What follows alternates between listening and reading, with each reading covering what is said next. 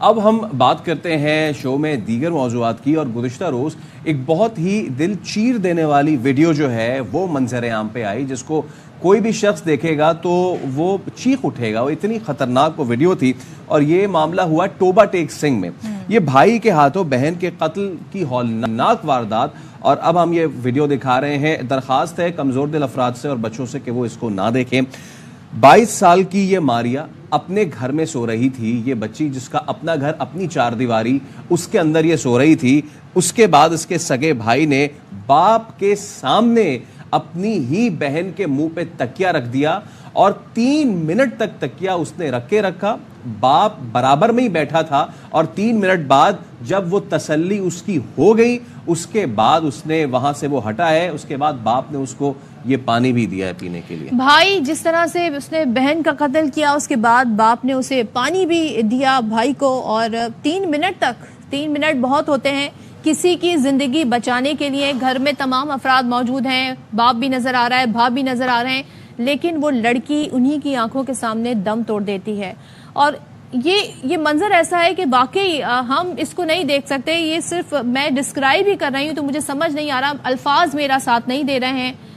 یہ منظر آپ کو ہم بتاتے ہیں اس میں ہو کیا رہا ہے۔ یہ آپ دیکھ سکتے ہیں بھابھی ہے، 22 سالہ بہن ہے، اور یہ غیرت کا معاملہ ہے، غیرت کے نام پہ یہ قتل ہو رہا ہے۔ ان کے بڑے بھائی جو ہیں پھر وہ سامنے آئے ہیں جو یہ ویڈیو بنا رہے تھے، وہ کیا کہہ رہے ہیں پہلے یہ بھی سن لیتے ہیں۔ اچھا یہ اچھا بھائی ویڈیو بنا رہا ہے، دوسرا بھائی چھوڑ دیں، دوسرا بھائی ویڈیو بنا رہا ہے، کہہ رہا ہے ابو اس کو چھوڑ دیں، لیکن وہ اتنا ڈرا ہوا ہے، وہ اتنا سہما ہوا ہے، اور اسی کی وجہ سے یہ ویڈیو منظر عام پر آئی ہے اور یہ کیس ہمارے سامنے آیا ہے، ورنہ ہمیں پتہ بھی نہیں چلتا کہ کیسے یہ واردات ڈرا سہما کیوں ہے وہ بھائی۔ اس نے پھر آج ایک ویڈیو بنائی ہے اور اس میں اس نے بیان دیا ہے، وہ کیا ہے وہ بھی آپ کو سنواتے ہیں۔ شہباز بات کر رہا ہوں، میں اس کا سکا بھائی ہوں، اس سے بڑا ہوں۔ جس ٹائم ہم چوک اعظم سے آئے ہیں، بہن نے روزہ افطاری کیا ہے، ان کو بتایا، ان کو اندر لے گئی ہے، یہ میرے پاس آئی ہے، فوراً سے مجھے یہ بات بولی۔ مغرب کا ٹائم تھا، میں گیا باپ کے پاس اور بھائی کے پاس، ان کو جا کے میں نے بولا یہ میں کیا سن رہا ہوں، آپ لوگ کیوں کر رہے ہیں اس کے ساتھ غلط کام۔ وائف کو میری کو ساتھ آگے نہیں جان دے رہے تھے، وہ مجھے بار بار یہ دھمکی لگا رہے تھے، بار بار بھی آپ کی بچی کو ہی مار دیں گے اور آپ کو بھی مار دیں گے۔ جب فوراً سے میں باہر آیا ہوں، انہوں نے مار کے بالکل قتل کر دی تھی۔ یہ ابھی وکیل کے پاس آیا تھا، ان کو سبھی واقعہ میں نے بتایا، ہم نے اپلیکیشن دی، اپلیکیشن دینے کے بعد قبر کشائی کروائی۔ ہم گھر آئے تو ماریا مجھے رو کے چلا کے بتانے لگی میرے ساتھ جاستی کر رہے ہیں۔ جدو ماریا نو دوسرے کمرے چ لے کے گئے، اودے ہاتھ پیر بندے سی، اودے نال دو مرجم ہور بھی نال رلے سی۔ اسا جڑی ویڈیو بنائی، اسا میرے بندے نو مدعی بنایا جا، سانو انصاف دو ہوے۔ غیرت کا معاملہ نہیں ہے یہ، کیونکہ جو بھابھی یہاں پر بتا رہی ہیں وہ الفاظ میں پتہ نہیں کیسے ادا کروں گی۔ وہ یہ کہہ رہی ہیں کہ اندر سے جب آواز آ رہی تھی، وہ لڑکی پکار رہی تھی مدد کے لیے، تو اس نے یہ بھی مینشن کیا تھا کہ اس کے ساتھ زیادتی کر رہے ہیں۔ اس کے بعد اس کی جان بھی لے لی گئی، اور سب کے سامنے جان لے لی گئی، اور یہ دونوں بھابھی اور بھائی، بڑا بھائی، ان کی وجہ سے یہ ساری کہانی ہمارے سامنے آئی ہے۔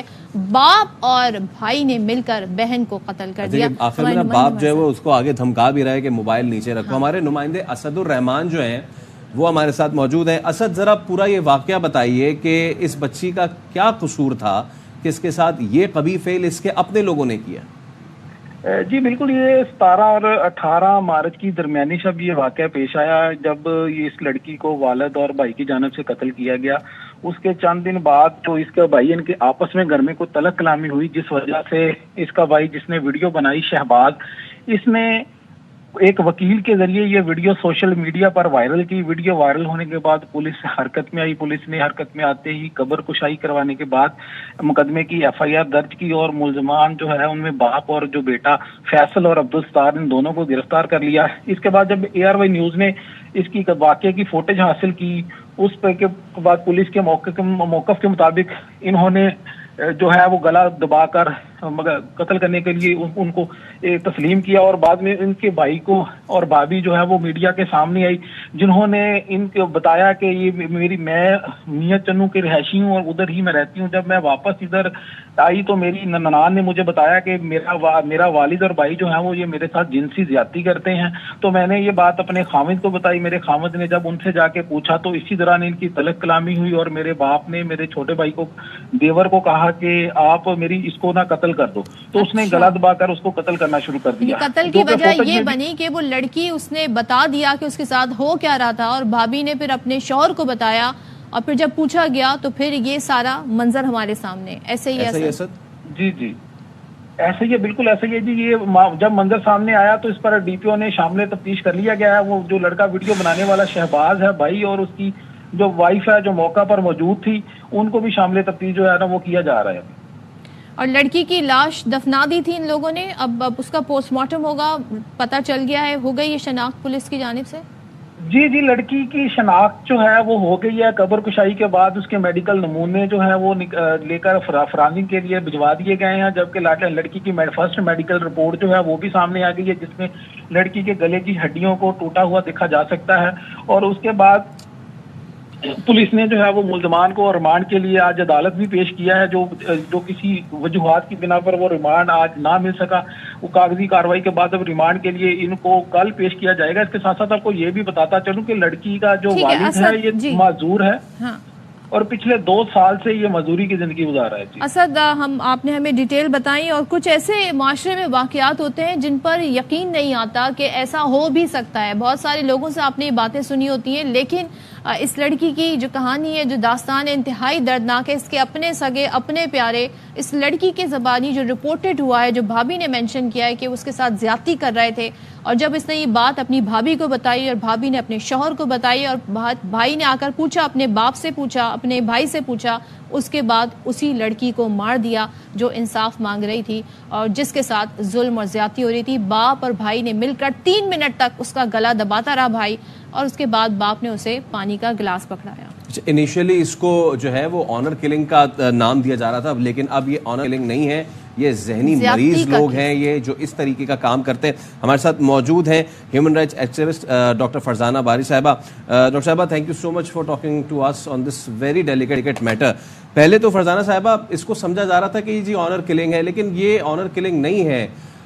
کوئی ایسا اپنے ہی اولاد کے ساتھ, کوئی بھائی اپنی ہی بہن کے ساتھ ایسا کیسے کر سکتا ہے؟ یہ کیا مائنڈ سیٹ ہے, کیا سائیکالوجی ہے ڈاکٹر صاحبہ؟ یہ دیکھیں, ایک تو بہت ہی میں اس واقعے کی جتنی مذمت کروں اور جتنا یہ ایک وحشت ناک سی واقعہ ہے, کیونکہ دیکھیں وہ جو ہمارے سارے تصورات ہوتے ہیں نا, یہ جیسے فیملی کا جو ہم عام طور پہ تو یہ ہوتا ہے کہ فیملی کے اندر جو لوگ ہوتے ہیں وہ ایک دوسرے کے لیے اپنی جان تک قربان کرتے ہیں, کوئی تکلیف میں ہو تو فیملی کا جو ایک پورا تصور ہے وہ اس طرح کے واقعات سے ٹوٹتا ہے. کہ گھر کے اندر جو یہ بعض اوقات گھر ہی خاص طور پہ عورتوں کے لیے یا بچوں کے لیے وہ ایک عقوبت خانہ بن جاتا ہے, اور گھر کے اندر جس کو ہم سمجھتے ہیں کہ ایک پرائیویٹ لائف ہے, لیکن اس کے اندر بھی اس طرح کے کرائمز بہت سارے کمٹ ہوتے ہیں.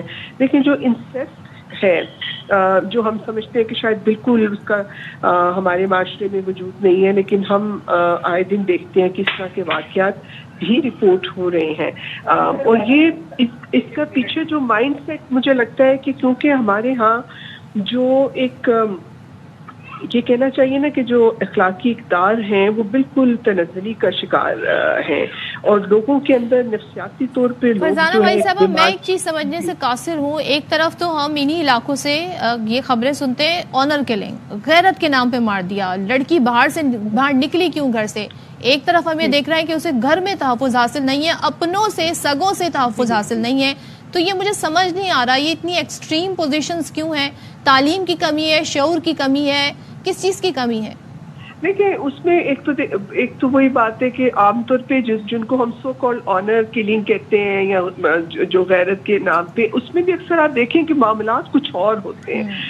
اور یہ جو معاملہ ہے کہ فیملی, دیکھیں ہم وہی بات ہے کہ ہمیں جو ہم سمجھتے ہیں کہ فیملی جو ہے وہ ہر صورت میں وہ ایک کوآپریٹو ماڈل ہے, اس میں لوگ ایک دوسرے کا خیال رکھیں گے, محبت کریں گے.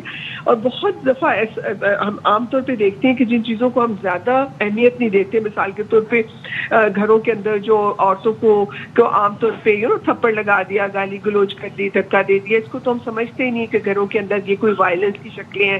وائلنس کی شکلوں کو ہم اس وقت دیکھتے ہیں جب وہ ایکسٹریم فارم میں ہوتی ہیں. تو یہ جو سیکچول ابیوز کا مسئلہ ہے جو گھروں کے اندر آپ دیکھیں اکثر بچوں کا بھی چائلڈ ابیوز جو ہے گھروں میں رشتے دار یا ارد گرد کے لوگ کر رہے ہوتے ہیں, اور جو انسیسٹ ہے جس میں یہ بھائی یا باپ جو اس طرح کی کمٹ کر رہے ہیں, اس کا تو پیچھے وہی میں کہہ رہی ہوں کہ یہ تو ایک اس چیز کی طرف ہی نشاندہی ہے نا کہ یہ ایسی بیمار ذہنیت ہے جس کے اندر انسانی قدریں بالکل ختم ہو چکی ہیں اور ان کو وہ سمجھتے ہیں کہ یہ اور کوئی بتائے گا بھی نہیں کیونکہ ہماری سوسائٹی ایسی ہے.